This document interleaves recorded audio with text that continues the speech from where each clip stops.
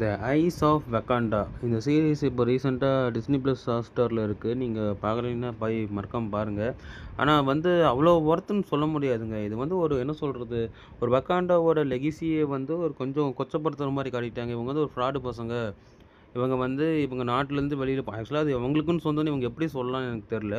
அது வந்து நாட்டிலேருந்து வேற எங்கேயோ போனது, கல்ச்சர் ரீதியா பல 1000 வருஷத்துக்கு அப்புறம் ஒவ்வொரு வைப்ரேனியமும் கல்ச்சருக்கு ஈக்குவலா மாறுனத, இவங்க போய் ரெக்கவர் பண்ணிட்டு வருவாங்க.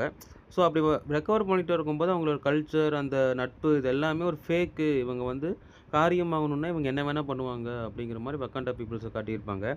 ஸோ அதில 2, 3 பேர் நல்லவங்களா இருந்தாலுமே, சம்டைம்ஸ் இது கொஞ்சம் நமக்கு ஒரு என்ன சொல்றது, நம்மளோட டிச்சாலாவோட அந்த ஃபீலிங்கெல்லாம் ரொம்ப கம்மி பண்ணுது. ஒரு கிங்குக்கான இவங்களோட என்ன சொல்றது, ட்ரஸ்ட்வொர்த்தியான பீப்பிள் இல்லையோங்கிற மாரி காட்டியிருப்பாங்க. அப்படி இருக்கும்போது இதில வந்து நம்ம அயர்ன் ஃபிஸ்ட் காட்டியிருப்பாங்க. Lady iron fist. அந்த மாரி இவங்க கல்ச்சர்ட்டருந்து இவங்க வைப்ரேட்ன்னு சொல்லி எடுத்துட்டு வந்தது, அந்த அயர்ன் ஃபிஸ்ட் வந்து ஒரே அடியில இவங்க எல்லாத்தையுமே அடிச்சு போட்டு, உங்க வைப்ரன்ட்ட நீங்க எடுத்துக்கோங்க. ஆனா அதுக்காக எங்களோட கல்ச்சரோட சிலைகள நீங்க எடுத்து வைக்கணும். நைஸ் பாயிண்ட் சொல்லியிருப்பாங்க. மத்தபடி ஒண்ணும் அவ்வளோ ஒர்த் இல்லைங்க. ஒரு 10க்கு ஒரு 2 குடுக்கலாம் அவ்வளோதான். வேணா செக் பண்ணி பாருங்க.